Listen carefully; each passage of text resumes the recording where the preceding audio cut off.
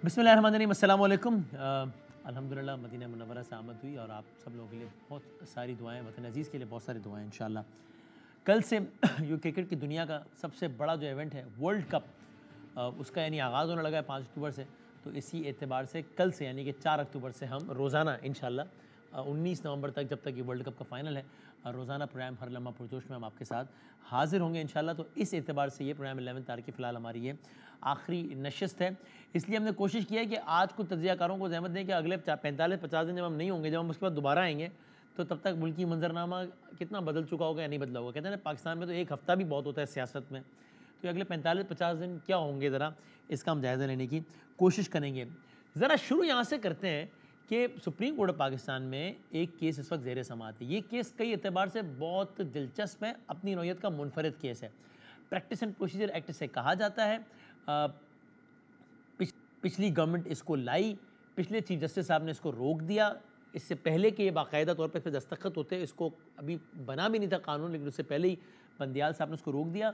इसके बहुत सारे निकात हैं, जिसमें से एक जो ज़्यादा ज़ेर बहस है, और भी हैं वैसे, अपील का हक, माइनॉरिटी 4-3 वगैरह। एक ये भी है कि जनाब जो बेंचेस वगैरह बनाए जाएँ, अभी चीफ जस्टिस तो पाकिस्तान का स्वाबदीद इख्तियार होता है, वो ना करें काम, बल्कि वो और दो जो सीनियर मोस्ट जजेस हैं वो मिलकर ये काम कर लें। उस वक्त ख्याल ये भी था कि बंदियाल साहब अपने मनपसंद जजेस के ही बेंच बनाते हैं, खुद ही बेंचेस बनाते हैं, तो जनाब वो मामला बस अपनी मर्ज़ी से ही कर लेते हैं वो। तो अच्छा है कि अगर मुशावरा इसमें बाकी जो जजों के भी शामिल हो जाए। ख्याल ये था कि शायद सोच ही है, लेकिन बंदियाल साहब तो अब रहे नहीं। तो बहरहाल ये केस इस एतबार से भी बहुत मुख्तलिफ है कि पाकिस्तान की तारीख में पहली मरतबा हो रहा है कि सुप्रीम कोर्ट के केस की समाअत लाइव दिखाई जा रही है। ये केस इस लिहाज से मुनफरिद है कि इस वक्त के पाकिस्तान के चीफ जस्टिस जो हैं, उन्होंने फायद साहब, उन्होंने पिछले एक केस में, फौजी अदालतों वाले केस के, उसमें लिखा बाकायदा कि मैं क्यों इस केस का हिस्सा नहीं बन रहा, या मैं क्यों किसी भी केस का हिस्सा नहीं बनूंगा जब तक इसका फैसला नहीं हो जाता, और भी बहुत कुछ लिखा उसमें। तो आज जो इसकी समाअत हुई, इसके आपको दो ज़रा शॉर्ट सुनाते हैं, बड़े दिलचस्प। एक तो यानी जिसमें जस्टिस काजी फाइसा साहब, चीफ जस्टिस ऑफ पाकिस्तान, ये कह रहे हैं कि भाई अगर एक चीफ जस्टिस के हाथ में ही होता है। अच्छा, अब इस केस चैलेंज किया हुआ है पटिशनर में, सुप्रीम कोर्ट बार भी है, पीटीआई भी, अलग अलग लोग हैं। वो ये कहते हैं चीफ जस्टिस साहब कि भाई इससे तो मेरे इख्तियार कम होंगे ना, आज का चीफ जस्टिस तो मैं होना। अगर हमें इस पर एतराज़ नहीं, बाकी को क्यों एतराज़ है, क्या है, क्या इसमें मसला क्या है? और इसमें मुख्तलिफ और दलाइल भी दिए जा रहे हैं। पहले आप ये बात सुनिए कि जो मार्शल लॉ के हवाले से या मार्शल लॉ के अदवार में कुछ बात की जस्टिस काजी फैसा ने, इन्होंने क्या कहा, ज़रा देखिएगा। जब मार्शल लॉ लगते हैं फिर सब हथियार फेंक देते हैं, और फिर यहाँ इस कमरे में कितनी तस्वीरें लगी हैं, फिर वो ओथ भी भूल जाते हैं, फिर आप लोग भी भूल जाते हैं, सब कुछ ठीक होता है। मगर जब पार्लियामान कुछ करे तो उससे मीन में खें फिर हो जाती है शुरू। वहाँ भी जरा सर उठा लिया करें ना, हम नहीं मानेंगे ये बात, वहाँ भी पिटिशन लाया करें ना। फर्द वाहिद का इख्तियार कम ना, फर्द वाहिद ने इस मुल्क की तबाही की है। मार्शल लॉ एक डिक्टेटर्स हो जाए या कोई और हो जाए, वो फर्द वाहिद होते हैं। ये बड़ा अच्छा कानून नहीं बना है पार्लियामान ने कि हम उसको रिविजिट कर सकें। अगर वो रिविजिट नहीं हुआ होता आज तक, मौलवी तमीजुद्दीन से शुरू करें, डोसो से शुरू करें, नुसरत भुट्टो की बात करें, जफर आदि शाह की बात करें, तो उन्होंने पूरे शख्स को कह दिया तुम आइन से जो खिलवाड़ करना चाहो हम आपको दे देते हैं इख्तियार। क्या जजों ने नहीं हल्फ तोड़ा अपना जब उन्होंने ऐसे फैसले किए? आप खुल की बात कीजिए ना। पाकिस्तान के साथ जो खिलवाड़ हुआ उसको नजरअंदाज नहीं कर सकते। हमें पार्लियामान की कदर करना चाहिए। हमारे सामने एक सबसे बड़ा हदफ होना चाहिए, लोगों के फायदे की बात है या लोगों के नुकसान की। चीफ जस्टिस के फायदे को आप छोड़ दीजिए। Very interesting. Also chief justice Pakistan खुद कहते हैं कि फ़र्ज़ कर लीजिए, ये अल्फाज मैंने उन्होंने एग्जैक्टली क्या कहा आप देख लेंगे। हम पाकिस्तान में हमेशा एक बहस होती है कि एक आदमी इतना ताकतवर हो जाता है इदारों का सरबराह कि उसके पास वो इतना ताकतवर होता है कि फिर वो जो चाहे कर ले, और उसकी वजह से चांसेस बढ़ जाते हैं कि अगर वो आदमी तगड़ा है, अच्छा है, तो ठीक है, जिंदाबाद। अगर वो किसी भी लिहाज से वो आदमी कॉम्प्रोमाइज है या फैसला करने की सलाहियत अच्छी नहीं है, कुछ भी है, तो फिर रिस्क का एलिमेंट भी इतना ज़्यादा बढ़ जाता है ना। तो चीफ जस्टिस साहब ने इस बात को भी आर्ग्यू किया कि भाई अभी चीफ जस्टिस के पास बेंच बनाने का इख्तियार है, अगर चीफ जस्टिस कोई ऐसा आदमी आ जाए। उन्होंने क्या कहा और फिर इसका जवाब भी दिया साथ ही जज साहिबान ने भी। ये भी ज़रा बहस का एक टुकड़ा आप देखिए, बड़ा दिलचस्प है। Let's suppose I, in the person of the Chief Justice, become very unreasonable. All my colleagues ask me to call a full court meeting to amend certain rule which requires amendment, okay, or some other issue. I say no, I will not do it. So there is nobody can do anything about it. Pehli baat. So suppose I become unreasonable, tough luck to all of you, to everyone in Pakistan, tough luck. How will you check my unreasonable conduct. Let me ask you a question. In the Supreme Court in Pakistan, do we have lifetime appointments or do we have a retirement age? Age of superannuation. Yes. So the composition of the court keeps changing. So Basically, you wait till my retirement. If you Not at all. You can't touch me till I retire. We will deal with such autocracy when your lordship turns it. in a- Precisely, do we also have something called the Supreme Judicial Council? So if we have, with all due respect, and these are hypothetical examples being given, so my question is also hypothetical. And how effective has been the Supreme Judicial I Council? don't think if I don't call a full court This meeting, is something the matter that, can be taken to the Supreme Judicial Council. I don't think you can stretch I- misconduct to that extent. यानी खुलासा ये है कि इज़्ज़त माब chief justice कहते हैं कि भाई चीफ जस्टिस के ओहदे पे एक अनरीजनेबल आदमी आ जाए तो फिर टफ लक है, फिर पूरा पाकिस्तान इंतजार कर। इसके जवाब में साथी जज कहते हैं कि चीफ जस्टिस कोई ज़िंदगी भर के लाइफ टाइम के लिए आ जाता है क्या, या कोई एक खास एज के लिए आता है? तो फाइज साहब कहते हैं कि बस ठीक है, फिर जब तक उस चीफ जस्टिस की रिटायरमेंट की एज ना आए तब तक इंतजार करो, बस ठीक है वैसे ही चलेगा। तो साथी जज कहते हैं कि नहीं, एक फोरम सुप्रीम जुडिशल काउंसिल का भी तो है जहाँ पर अगर चीफ जस्टिस के लिए एतराज़ हो तो वहाँ जा सकती है कंप्लेन। उस पर चीफ जस्टिस कहते हैं कि नहीं, अगर चीफ जस्टिस वाकई अनरीजनेबल हो जाए और वो ना चाहे तो सुप्रीम जुडिशल काउंसिल भी फॉर ऑल प्रैक्टिकल पर्पसेस गैर फाल हो जाती है। तो इसमें मसला क्या है अगर ये इख्तियार 2-3 लोगों तक तकवीज़ हो जाए, एक के बजाय, फ़र्द वाहिद के बजाय? बड़ा दिलचस्प है। बहरहाल ज़रा ये लीगल हवाले से और फिर कुछ पॉलिटिकल हवालों से बात करते हैं। एपिक्स कमेटी का इजलास हुआ, उसका एलामिया आया है, बड़ा वो भी दिलचस्प है, जो कि बता रहा है कि आने वाले दिनों में क्या होगा। तो सियासी राय के लिए अब मेरे दोनों सीनियर जनाब मोहम्मद मालिक साहब, ऑफ कोर्स सीनियर तजियाकार जनाब रऊफ़ क्लासरा साहब, दोनों तशरीफ़ फरमाए, मैं दोनों का बहुत शुक्रगुजार हूँ। और ज़रा इब्तिदा में लीगल ओपिनियन के लिए जनाब आबिद ज़ुबैरी साहब, जो कि खुद भी आज सुप्रीम कोर्ट ऑफ पाकिस्तान में इस सारी समाअत के दौरान मौजूद थे और इसको कंटेस्ट भी कर रहे हैं। आई एम अस्यूमिंग कि वो भी अपने दलाइल पेश करेंगे, वो भी हमारे साथ है। तीनों को खुश आमदीद, तीनों का बहुत शुक्रिया। मैं क्विकली आबिद ज़ुबैरी साहब, अस्सलाम वालेकुम। वालेकुम सलाम। सर अगर मैं आपसे बिल्कुल स्ट्रेट सवाल करूँ, ये इसकी लीगल उसमें जाए बगैर अभी एक लम्हे को, और जो इस बिल में प्रैक्टिस एंड प्रोसीजर में जो बाकी चीज़ें भी हैं 18043 अपील का, उसको भी अभी छोड़ दें, खाली इस एक चीज़ को अगर मैं आपसे पूछूं, यही सवाल मैं अगर आपसे पूछूं जो चीफ जस्टिस आज बार उठा रहे थे, तो आपका इस पर क्या कहना है कि भाई इसमें क्या बुरा है? हम पाकिस्तान में यही तो रोते हैं कि एक आदमी इतना ताकतवर होता है, चाहे वो इस इदारे का सरबराह हो जिस पर आज आप बिस्म आज बैठे थे, या किसी और इदारे का सरबराह हो, कि वहाँ इतनी ज़्यादा ताकत है कि अगर वो आदमी अनरीजनेबल है तो बस फिर ठीक है, फिर जब तक वो है तब तक इंतजार करो बस। तो इसमें अगर ये इख्तियार एक आदमी से लेकर 3 को दिया जा रहा है तो इसमें क्या बुरा है? तो इस पर आप क्या कहिएगा ज़ुबैरी साहब? बिस्मिल्लाहिर्रहमानिर्रहीम। देखिए, मैं इसकी मेरिट्स पे नहीं बात करूंगा क्योंकि मुझे भी खुद नोटिस है। सुप्रीम कोर्ट बार पटिशनर नहीं है, लेकिन एज प्रेसिडेंट मुझे नोटिस है इस केस में। तो जरा मेरिट्स पे मैं इस पे जरा अपनी राय रखूंगा जो मुझे सुप्रीम कोर्ट में देनी है। मैटर सब जुडिस है, सही है। लेकिन जो बात ये नहीं है कि एक शख्स के पास ताकत होती है या 3 की बात होती है। बात जो देखनी है इस केस में वही फैसला होना है कि वो ताकत अगर डाइल्यूट भी करनी है 3 में, 4 में, 5 में, तो वो पार्लियामान क्या कर सकती है या नहीं, ये है केस के सामने। के मतलब कि जो उन्होंने कानून साजी की, क्या आइन उनको इस कानून साजी की इजाजत देता है या नहीं। यानी सर आपकी भी राय यही है कि भाई ये चीज़ इटसेल्फ गलत नहीं है, स्पेसिफिकली ये वाली, लेकिन ये देखना है कि जिस तरीके से हुई है वो ठीक है। देखें, कॉम्पिटेंस ऑफ द लेजिस्लेचर के मतलब कि क्या उनके पास ये आइन उनको ये इख्तियार देता है कि वो सुप्रीम कोर्ट के प्रैक्टिस एंड प्रोसीजर के ऊपर कानून साजी कर सकते हैं, ये इशू है। उसके बाद देखिए, ये नहीं कि चीफ जस्टिस साहब पावर उनके पास है नहीं है, अनरीजनेबल कोई आ जाए वो क्या करेगा। बिल्कुल सही है। देखें, इसमें बात अगर होगा 2 का होगा, कल पार्लियामान कहती है कि 10 लोग होंगे जो फैसला करेंगे, और फर्क करें अब क्या, अब procedure practice procedure supreme court अपना बनाए और वो इससे डिसएग्री करती है, क्या वो अपने रूल्स में उसको उस लॉ को चेंज कर देगी? कहाँ खत्म होगी बात? तो ये सब चीजें, यानी यही काम अगर अदालत खुद कर लेती है आपके ख्याल में, तो आपको इतराज ना होता कि भाई ठीक है अब ये तरीकाकार होगा? जी देखिए, इतराज की बात नहीं, मैं कह रहा हूँ यही डिसाइड करना है कि ये रूल मेकिंग पावर इख्तियार सुप्रीम कोर्ट का है या पार्लियामान का है। अगर सुप्रीम कोर्ट ने कोई रूल्स बनाए हुए हैं कि क्या पार्लियामेंट उन रूल्स को बदल सकती है या नहीं, ये उनके पास इख्तियार है या नहीं, यही सारी डिबेट हो रही है और यही उस केस में प्रैक्टिस एंड प्रोसीजर के बारे में। और सर प्रैक्टिकली आपको लग रहा है कि अगली पहली समाअत में भी चीफ जस्टिस साहब ने कहा कि बस आज खत्म करना है केस, तासुर यही दिया कम से कम हो नहीं पाया। आज वो बार बार कहते रहे, आप तो वहाँ बैठे थे कि भाई इस सूट को एक कर बिठाना है, आज हम माइंड बना लें, लॉयर से कहते रहे कि ठीक है आप टाइम ज़्यादा ले रहे हैं, माइंड बनाएं, फिर हम रात देर तक बैठे लेकिन केस आज निपटाना नहीं हो पाया। अब उन्होंने कहा अगली समात आखिरी समात ही। आपको लग रहा है ये हो पाएगा, आखिरी समात हो जाएगी अगली? देखिए वो तो उसी दिन देखा जाएगा, लेकिन देखिए बड़ी तहम्मुल से कोर्ट जो है केस को सुन रहा है, उसके अंदर फैसला करना है, क्योंकि देखिए इसके बहुत दूर तक इसके असरात होंगे, मतलब कि क्योंकि ये फुल कोर्ट सुन रहा है, 15 जजेस का बेंच सुन रहा है, तो अब देखिए ना उसके अंदर इसके तो फुल कोर्ट, तो उसके अंदर अगर कोई ऐसा फैसला करना है जिसके ऊपर बाइंडिंग फैसला होगा, उसको चेंज करना भी बड़ा मुश्किल हो जाएगा।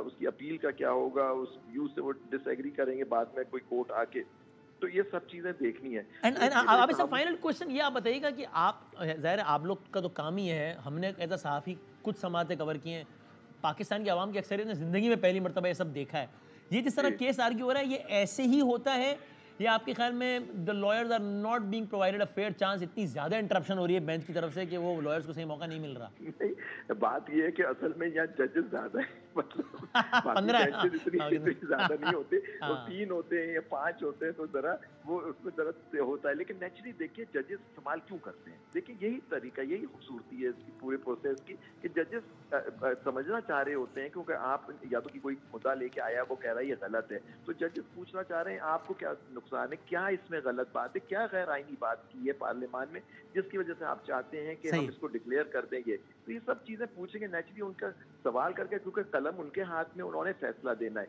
वकील से असिस्ट करना है कि जी वो अपने मुद्दे को बयान करे कि मैं इसलिए बात कह रहा हूँ कि जी पार्लियामान के पास ये इख्तियार है या नहीं है उस पे, तो यही सामने। ठीक, noted, thank you sir, thank you very much, आप साहब बहुत बहुत शुक्रिया, जज़ाक, थैंक यू।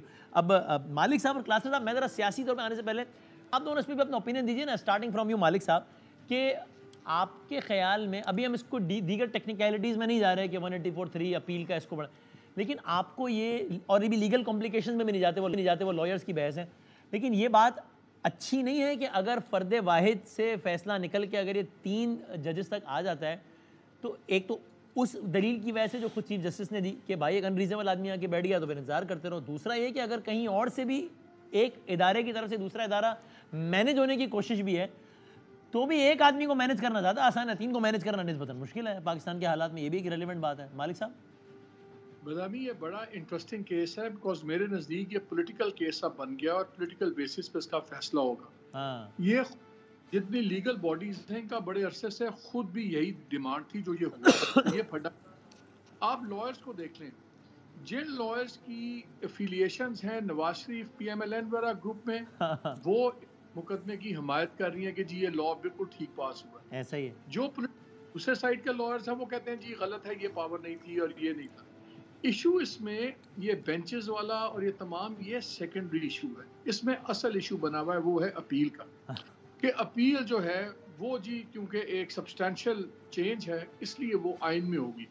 वो भी दुख ना होता लोगों को, फड्डा इसलिए है कि इस अपील का राइट मिलेगा तो नवाज शरीफ साहब अपना A1 फील्ड की कन्विक्शन चैलेंज कर सकते हैं। वो कन्विक्शन चैलेंज करेंगे तो उसके बाद ही उनका रास्ता खुलता है चौथी दफा वज़ीर आज़म बनने का, वरना वो 184(3) के तहत उनको सजा हो गई भी है, उनके पास कोई रेमेडी नहीं है।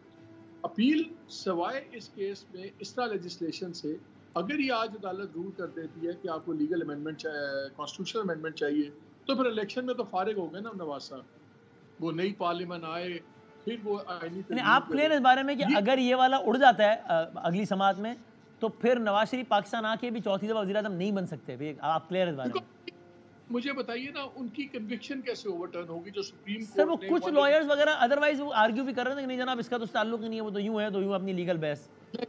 हाँ, ये आप क्लियर, ठीक है। अब दूसरे कैंप को फिक्र ये है कि फायज ईसा साहब थे और आपको याद है एक फेमस हुदैबिया जजमेंट आई थी जिसमें बहुत सालों के बाद वो कंडोन कर दिया गया था डिले, फिर वो केस खुला, फिर उस पर केस के लिए एक फाइल हमेशा के लिए बंद कर दी गई। तो बड़ी सीरियस एप्रीहेंशंस है। अगर मुझे 10 सेकंड में मैं और इंटरेस्टिंग चीज पॉइंट आउट कर दूं, जब स्टे और हुआ इस मुकदमे में तो 8 मेंबर बेंच था जो बंदियाल साहब का लेट था। बंदियाल साहब रिटायर हो गए हैं। एक जो दूसरे जज साहब हैं, I can't name him for obvious legal reasons, लेकिन उनके बारे में कहा जा रहा है कि जी उन्होंने अपना माइंड चेंज कर लिया। अब वो फैसला हटने के लिए 9 जजेस चाहिए, तो ये बड़ा टच एंड गो है। और अगर 3 जजेस इस तरफ आते हैं तो ये कोई 8-7 के हिसाब से जजमेंट आ जाएगी। सो अभी ये टच एंड गो है। ठीक है, और नेक्स्ट नोटेड क्लास साहब, इस पे योर कमेंट ऑन दिस।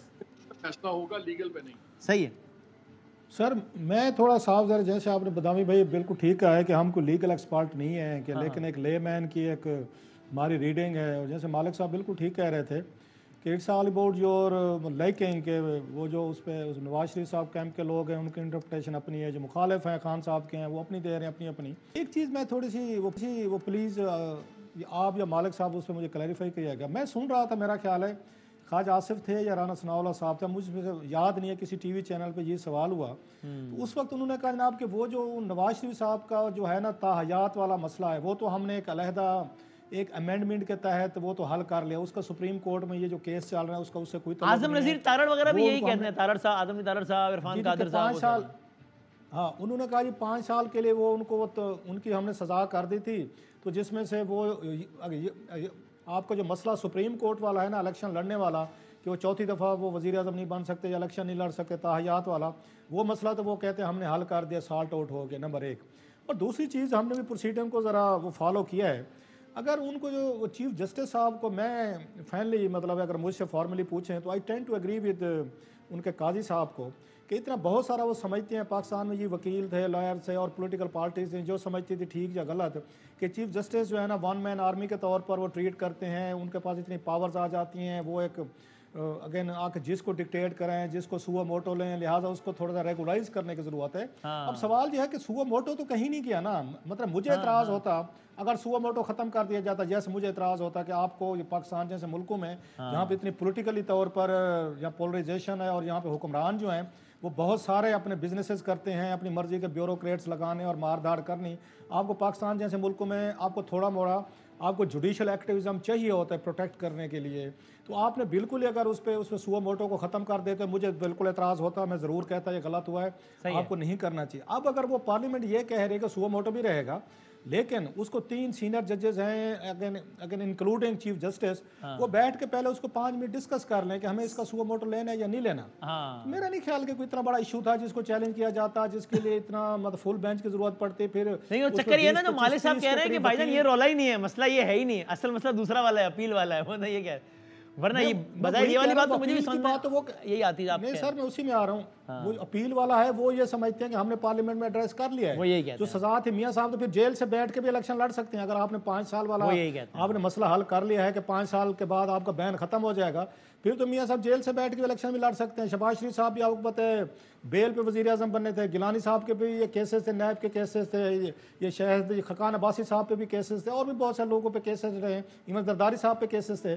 सो वो कहते हैं कि फिर तो आपकी चीज़ें मैनेज हो सकती। असल मसला उनको ये था ताहयात वाला, ताहयात मेरा ख्याल अपील वाला मसला अकॉर्डिंग टू देयर अंडरस्टैंडिंग का, मुझे नहीं पता क्योंकि मैं अगेन आई एम नॉट उस पर एक्सपर्ट नहीं हूँ, वो समझते हैं कि वो हमने हल कर लिया है। ठीक है, एक ब्रेक लूँ छोटा सा फिर ये बात सही। अब इस पे ठीक है, अब ये दोनों ओपिनियन में तो असल मसला अदालत में जब जाए तो डिसाइड हो, चूंकि दोनों साइड्स का एक साइड का आर्गूमेंट यही है कि भाईजान इस केस का ताल्लुक ही नहीं है नवाज शरीफ साहब के केस से, ये क्या बात कर आर्गूमेंट वो ये जो मालिक साहब कह रहे हैं ये बहरहाल फैक्ट है। कुछ चीज़ें पाकिस्तान में हक़ाइक़ हैं, जिस तरह वो कह रहे हैं आप तमीज़ुद्दीन खान केस से लेकर 200 case, Nusrat Bhutto case, Zafar Ali Shah case पर आ जाएँ तो फर्द एक मतलब दिया है अदालत ने इख्तियार कि जनाब जो करना है कर लें।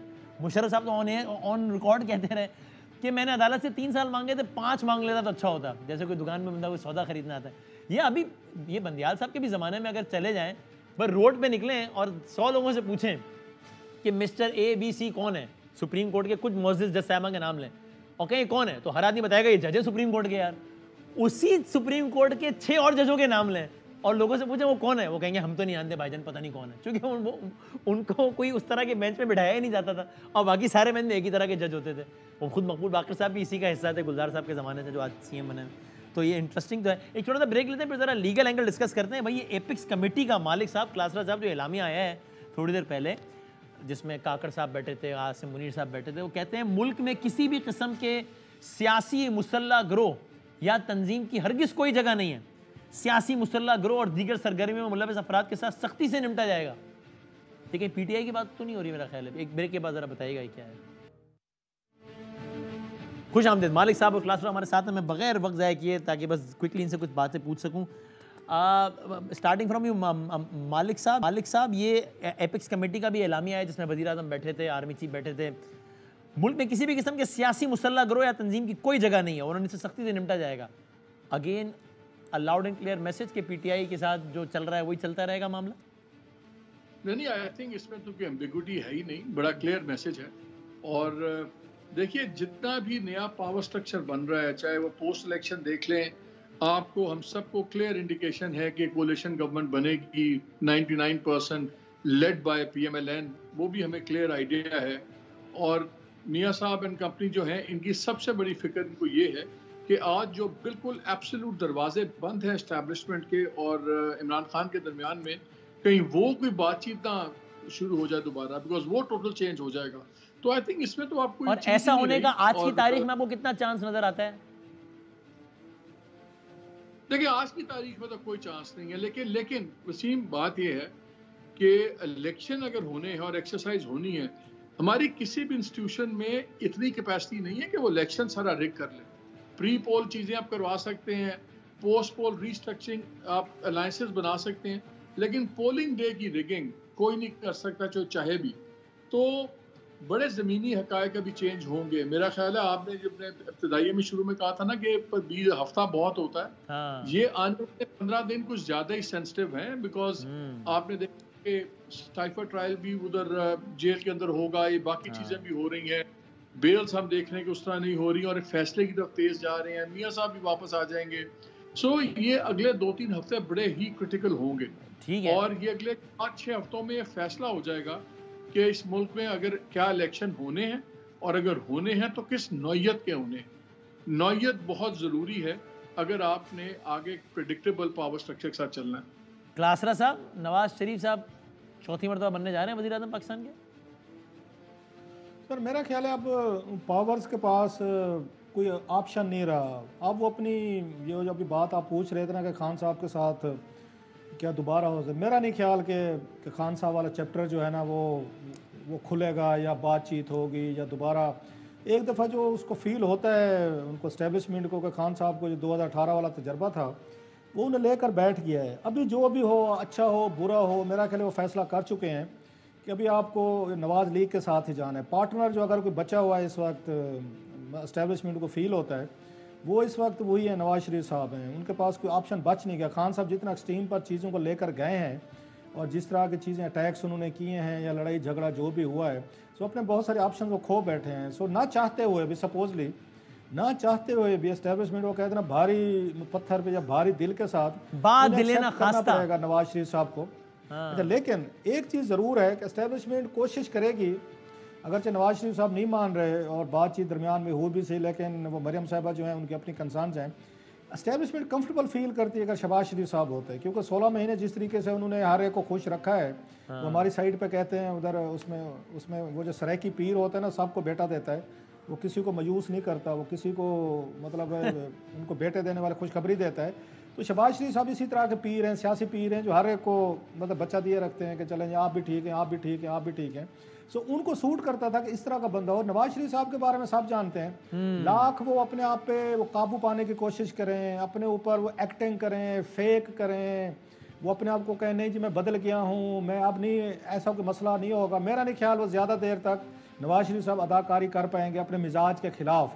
जो ही फरवरी में वो अगर प्राइम मिनिस्टर बनते हैं, जिसके चांसेस बहुत ज़्यादा हैं, तो साथ ही उनका आप देखेंगे कि जो इस वक्त इस्टेब्लिशमेंट अंदर आई हुई है, बहुत सारी कमेटीज़ के इजलास हो रहे हैं, फैसले इंजॉय कर रहे हैं, तो मेरा ख्याल नवाज शरीफ साहब इस बात को पसंद नहीं करेंगे, वो इसको पीछे करेंगे जो इस्टेब्लिशमेंट का रोल है। हाँ, शहबाज शरीफ साहब होते या हुए तो उनको कोई मसला नहीं है, वो कहेंगे बिल्कुल ठीक है, जनरल साहब हमारे साथ पावर शेयर करें, बिल्कुल जी, इसमें वो कहेंगे ये जो हमारी एजेंसीज हैं हमारे अफसरान के शहबाज साहब तो कहेंगे आप भी कर लें, हम आपके साथ थोड़ा सा शेयर कर लेते हैं जितनी आप मेहरबानी फरमाएं।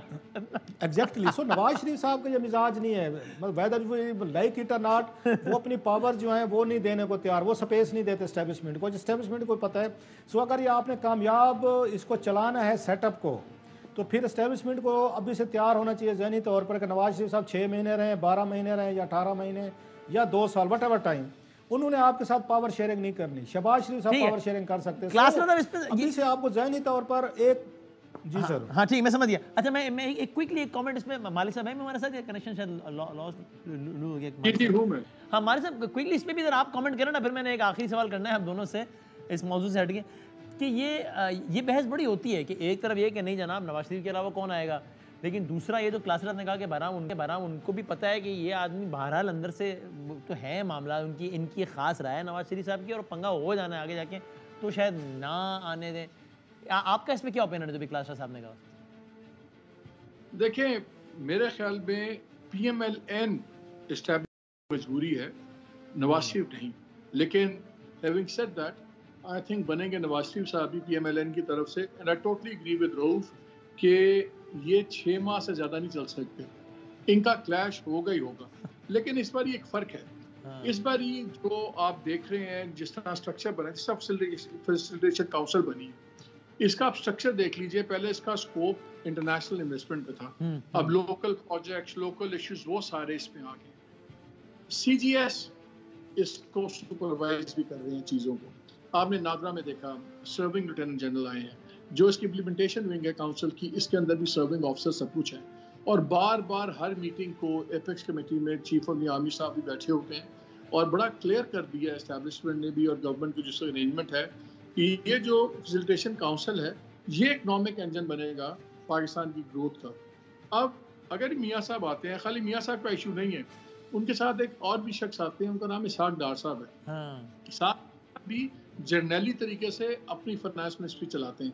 अब अगर एक फैसिलिटेशन काउंसिल हुई जहाँ पे असली जर्नल बैठे हुए हैं और डार साहब अपनी जर्नली लाए, तो वो भी नहीं चल सकती। इसलिए खाली मियाँ साहब का क्लैश नहीं होगा। अगर मियाँ साहब लेड गवर्नमेंट होगी और डार साहब होंगे और फाइनेंस को हमेशा से अपनी मर्जी से एब्सोल्यूट पहले चलाते करते हैं, उन पर तो शहबाज शरीफ साहब नहीं बोल सकते थे उनकी मिनिस्ट्री में पिछले 16 माह में। तो ये एक पॉइंट ऑफ कॉन्फ्लिक्ट नहीं है यहाँ पे। तो मियाँ साहब आएंगे तो फिर उनका फड्डा पड़ेगा, which will be a good news for Imran Khan, यानी ऐसे ही चलता रहेगा बस ये मुल्क, यही होगा बस। पता नहीं, मुल्क के लिए बैड न्यूज़ होगी, इमरान खान के लिए गुड न्यूज़ बने ना बने, लेकिन मुल्क के लिए तो कोई बैड न्यूज़ ही बनेगी।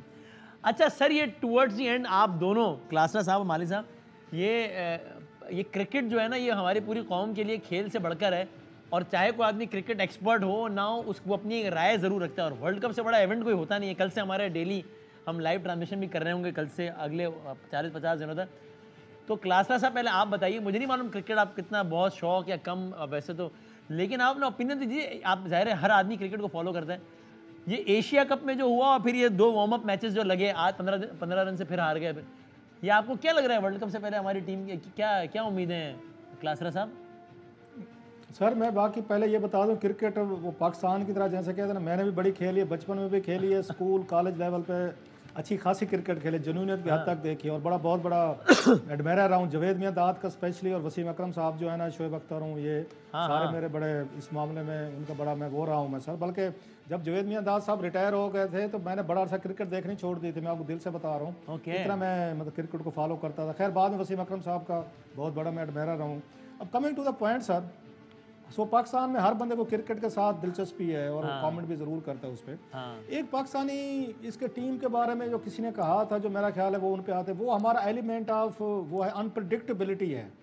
जो ब्यूटी है वो कहते हैं पाकिस्तानी क्रिकेट टीम की कि ये जनाब ये पहले 6 मैच भी हार जाएगी, उसके बाद अगले 4 मैच जीत जाएगी, फिर किसी मैच में फिर डाउन जाएगी, फिर ऊपर जाएगी। सो एक एलिमेंट ऑफ अनप्रडिक्टेबिलिटी जो है वो हमारी टीम की ब्यूटी भी है और हमारी वो सबसे ज़्यादा डिज़ास्टर भी है, क्योंकि हमारी टीम जो है ये जो खेल बन चुका है स्किल का खेल है। अब इसमें कितनी स्किल है आपके पास, हम अभी तक वही उसी पे जा रहे हैं। मतलब बाबर के अलावा आपको कोई बैट्समैन नज़र नहीं आता। 1-2 अच्छे जो बनाए भी थे, अब सारा दबाव बाबर पे आता है। बाबर की कैप्टनसी जो है उसमें बहुत सारे सीरियस सवालात हैं। उसकी बॉडी लैंग्वेज से आपको लग रहा है कि वो ऐसे ही कोई मैच में इन्वॉल्व नहीं है। सो मेरा ख्याल है उनकी कैप्टनसी जो है उसको थोड़ा सा ये ट्यून इन होने की ज़रूरत है। और प्लेयर्स माजरत के साथ, आपको लगता है कि अच्छी खबरें होंगी या पाकिस्तान की कौम ज़्यादा उम्मीदें ना ही लगाए तो बेहतर है टीम से? यार अच्छा रहता ना, जरा उम्मीदें होने देना। मैच में अगर उम्मीद नहीं उम्मीद रखने में क्या है, थोड़ी दिलचस्पी रहती है, उम्मीद रखनी चाहिए। चलो मालिक साहब, अगेन कोई ना कोई खिलाड़ी हमारा चल नहीं जाता, कोई इंतजाम मालिक साहब वो कहते हैं कराची के मौसम, पाकिस्तान की सियासत और आशिक के मिजाज का कोई भरोसा नहीं है। मेरे ख्याल इसमें एक और इजाफा कर लें पाकिस्तानी क्रिकेट टीम का भी। आप बताएं क्या उम्मीदें रखें ना रखें? तो मैं तो 2 है, मुझे समझ नहीं आती। हसन अली की इंक्लूजन मुझे समझ नहीं आती, साइम को ना खिलाना मुझे समझ नहीं आता, और बाबर आजम जैसे रूफ कहता है यार I love him as a batsman but I think he is a lousy captain. उनमें ना वो हंगर नहीं है, वो एग्रेशन नहीं है, वो जीतने की वो नहीं है चीज़। और असल चीज़ देखें, वो विराट कोहली को हम देखते हैं, दूसरों को देखते हैं, वो बड़े मैचेस में डिलीवर करते हैं। हमारे बैट्समैन पता नहीं क्यों बड़े मैचेस में डिलीवर नहीं करते। बांग्लादेश को ठोक देंगे, दूसरों को ठोक देंगे, और जो असल इंडिया का मैच होगा बड़ा होगा वहाँ पे दे डोंट डिलीवर। हम लेकिन उम्मीद है, हम देखें, ये तो हमारी घुटी में है क्रिकेट। क्रिकेट इज लाइक, कहते हैं रिलीजन इन पाकिस्तान। हमने तो भाई पाकिस्तान के नारे लगाने हैं और फिर डिप्रेशन भी होना है, और क्या करें, मजबूरी है। हम एक बस पे चढ़े हुए हैं जो दीवार की तरफ जा रही है, लेकिन हम बस पे चढ़े हुए हैं। चलो ये शुगर लगा रहेगा अगले 40-50 दिन। जब क्रिकेट से बोर हो जाए तो सियासत की पे चले जाएंगे, फिर सियासत से बोर हो जाए दोबारा क्रिकेट पे, इसमें 40-50 दिन गुजर जाएंगे। थैंक यू सर, बहुत शुक्रिया मालिक साहब, क्लासर साहब। के बाद जनाब शुएब जट साहब और शाहिद हाशमी साहब हमारे स्पोर्ट्स के कॉरेस्पॉन्डेंट से उनसे पूछते हैं कि वो क्या कह रहे हैं, क्या उम्मीदें लगाएं हम, या बस क्या है इरादा, क्या है। ब्रेक के बाद पूछते हैं। प्राइम में बाबर खुश आमदेद कहते हैं। जिस अर्ज़ किया कल यानी कि 4 अक्टूबर से इंशाल्लाह प्राइम हर लम्हा पुरजोश आप देख सकेंगे रोज़ाना रात 11 बजे तक, अल्लाह ताला ने चाहा तो इंशाल्लाह starting from tomorrow world cup के आखिर तक, जिसमें खेल पर ज़बरदस्त तज्ज़िये और हल्ला गुल्ला एंटरटेनमेंट मस्ती ये सब का मिलाप इंशाल्लाह कल से होगा। अब टीम का क्या है, हम तो लम्हा पुरजोश इस तरह डिज़ाइन किया होता है हमने कि अगर टीम अच्छा परफॉर्म करे तो क्या ही कहना, अल्लाह करे ऐसे ही हो, लेकिन मामला इधर उधर भी जाएँ तो हमें हर चीज़ का एक मजमुआ होता है लम्हा पुरजोश। लेकिन शाहिद हाशमी साहब और शुएब जट साहब हमारे साथ हैं, ज़रा मैं उनसे directly quickly starting from you Shahid Hashmi साहब, ये दो जो एशिया कप की परफॉर्मेंस तो हमने देख ही ली, इंडिया के खिलाफ मैचेस में क्या हुआ, ये 2 वार्म अप मैचेस, पहले मैच में वो उन्होंने 345 बना लिए न्यूजीलैंड, हमने 345 बना लिए फिर भी हार गए 5 विकेटों से। आज जो है वो ऑस्ट्रेलिया ने 337 बनाए तो हम 14 रन से हार गए। क्या परेशान कौन चीज़ें हैं वर्ल्ड कप से पहले? नहीं, मुझे आदत है पाकिस्तान टीम की। पाकिस्तान की टीम धक्का स्टार्ट है और अच्छा होता है कि पाकिस्तान की टीम ग्रेजुअली इंप्रूव करे, हारते हारते सीखे, जीते, फिर ज्यादा जीते और फिर सभी कुछ जीत जाए। तो मैं इतना मतलब परेशान नहीं हूँ, पाकिस्तान टीम को अच्छी तरह से जानता हूँ, काफी अरसे से कवर कर रहा हूँ। तो इन 2 वार्म अप मैचेस का जो मकसद होता है कि आपको अपनी कॉम्बिनेशन बनानी होती है, आपने अपने प्लेयरों को batting practice, bowling practice, fielding practice देनी होती है। फील्डिंग हमेशा की तरह बुरी रही दोनों वार्म अप मैचों में। आज हारिस को मौका मिला था कीपिंग का, उन्होंने बड़ी बुरी कीपिंग की। इंटेंट नजर नहीं आया कि जीतने का। नवाज जब खड़े थे उन्होंने 50 कर लिया था, जितवा के जाते मैच, और उन्होंने मैच नहीं जितवाया। लेकिन इन दी एंड जब पैट कमिंस से पूछा कि क्या जीतना मकसद था या ऑब्जेक्टिव्स अचीव करना था, तो कमिंस ने कहा नहीं, दोनों वार्म अप मैचेस में ऑब्जेक्टिव अचीव करना था। वो जीत गए लेकिन उन्होंने अपने ऑब्जेक्टिव अचीव किए। तो यही होना चाहिए वार्म अप मैचेस में। ऐसा कुछ शुएब साहब, आप अग्री करते हैं कि शाहिद भाई का मतलब कहने का खुलासा है कि कोई इससे ये अखज़ कर लेना कि वो जनाब मारे गए नहीं, ठीक है, बल्कि अच्छा ही है। कभी कभी जनाब हम वक्त से पहले क्लाइमेक्स टच कर लेते हैं, गैर अहम मैचेस जीतते जाते हैं, जब असल मौका आता है तब हारे जाते हैं। तो अच्छा है, स्लो ग्रेजुअली हो, ठीक है, कोई टेंशन नहीं है इतनी। शाहिद भाई के लिए शेर पढ़ूंगा कि दिल बहलाने को गालिब ख्याल ही अच्छे हैं, और यही जो है ना वो पूरी कौम का इसको यूं कर दे, दिल के बहलाने को शाहिद ये ख्याल अच्छा है, इसको ऐसे कर एंज कर लो। वैसे गालिब की रूह तड़प गई होगी। दिल के बहलाने को शाहिद ये ख्याल अच्छा है। पर मेरे शेर के अंदर लेकिन मुद्दा आप समझ लें कि मैं यही बात कर रहा हूँ। देखिए बहुत अफसोसनाक है, आप ये देखें कि उन्होंने अपने उन बॉलर से जिन्होंने शायद वो पूरे टूर्नामेंट में 1-2 ओवर भी ना कराए, चाहे स्मिथ हो, चाहे वार्नर हो, चाहे लविशान हो, उनसे उन्होंने ओवर करवाए और उसके बाद रन्स बने। और फिर जब उन्होंने रनर बॉल का एक सिनेरियो, उसके बाद वो अपनी मेन स्ट्रेंथ कह लें उसके साथ आए और फिर पाकिस्तान को आराम से काबू कर लिया। ये हम हमेशा जो है ना यही करते हैं कि जी 92 में ऐसा हुआ था, फलां बार में ऐसा हुआ था, अब ऐसा हुआ था। ऐसा कुछ नहीं है, क्रिकेट आगे है, हम बहुत पीछे हैं। हमारा मामला क्या है कि मुझे बड़ी अफसोस से ये कहना पड़ रहा है, दोनों वार्म में कौम या चंद लोग जो है वो जश्न मना रहे हैं कि जी फलां खिलाड़ी ने रन बना लिए। यार फलां खिलाड़ी के रन तो बन लिए, टीम कहाँ खड़ी है? एशिया कप में हमारे हेड कोच जो है वो क्या कह रहे, तो वो लोग कह रहे थे कि जी ये गिफ्ट है, हमारे लिए गिफ्ट है, इंडिया से जो शिकस्त है वो गिफ्ट है। उसके बाद क्या हुआ जी, कौन सी वेकअप कॉल आई? वेकअप कॉल ये आई कि श्रीलंका जो टूटी फूटी टीम थी, आप उससे जो है वो हार कर बाहर हो।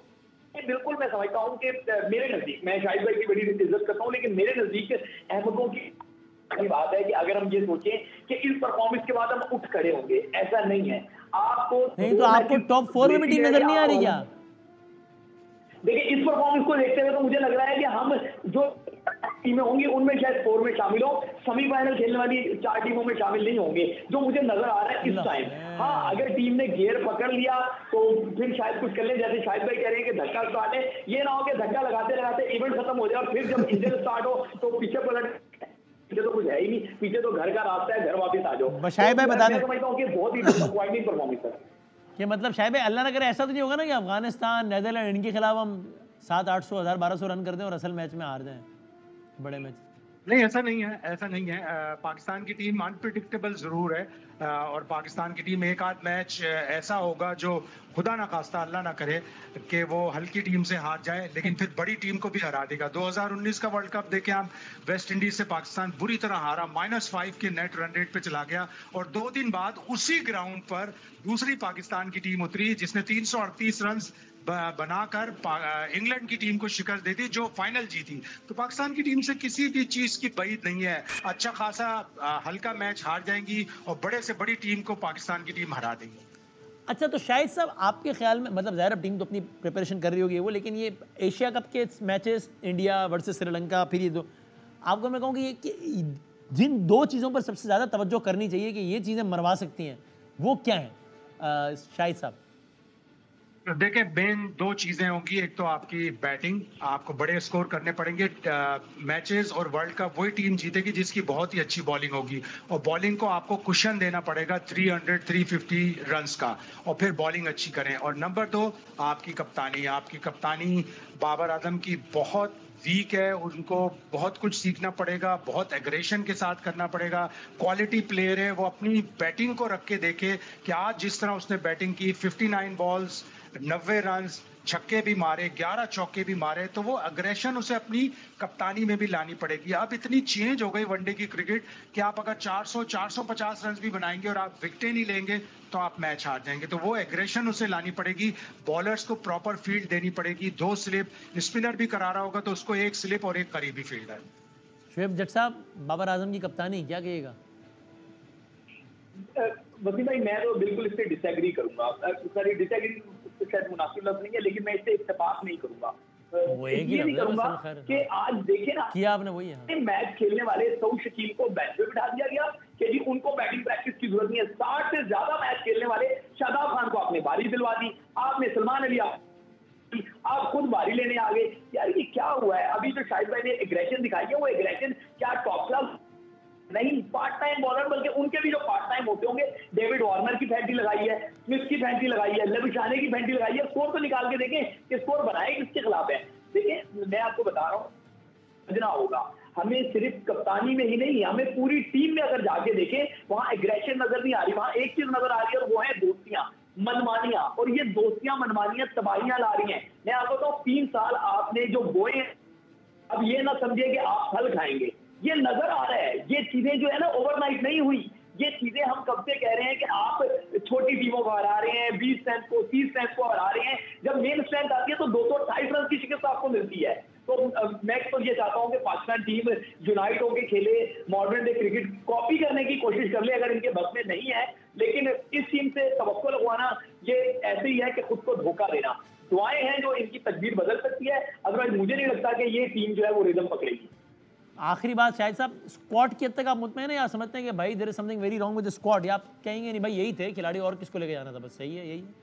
नहीं, आपके पास यही अवेलेबल प्लेयर थे। आपने पाकिस्तान क्रिकेट बोर्ड की कमजोरी है, टीम मैनेजमेंट की कमजोरी है कि आपने वर्कलोड मैनेज नहीं किया। आपको पता था इस साल के शुरू में कि आपने अक्टूबर में वर्ल्ड कप खेलना है। अगर आप फास्ट बॉलर्स को 5-6 आपके टॉप के फास्ट बॉलर्स हैं, उनमें से 3 इंजर्ड हो गए, मोहम्मद हसनैन, एहसानुल्लाह, नसीम शाह। आपने उन तीनों का वर्कलोड ही मैनेज नहीं किया, और अभी भी वक्त है। आप वर्ल्ड कप के बाद, अब इसमें अल्लाह करे कि अच्छे रिजल्ट आए, आपका जून में T20 का वर्ल्ड कप है जिसमें आप अच्छे हैं। आप एक सेमीफाइनल खेले, एक फाइनल खेले। अब आपकी बारी है कि आपने 2024 का T20 वर्ल्ड कप जीतना है, वो आपका एम होना चाहिए। तो आपको 6 महीने हैं, उसमें 2 T20 की लीग्स आ रही हैं। आप अपने फास्ट बॉलर्स को T20 लीग मत खेलने दें, बैट्समैनों को भेजें ताकि वो प्रैक्टिस हासिल करें, और वर्कलोड फास्ट बॉलर्स का मैनेज करें ताकि अमेरिका वेस्ट इंडीज में जब T20 वर्ल्ड कप हो तो आपके पास कम से कम 8 फास्ट बॉलर हो सिलेक्शन के लिए। जट साहब, ये स्क्वाड के बारे में बताएं।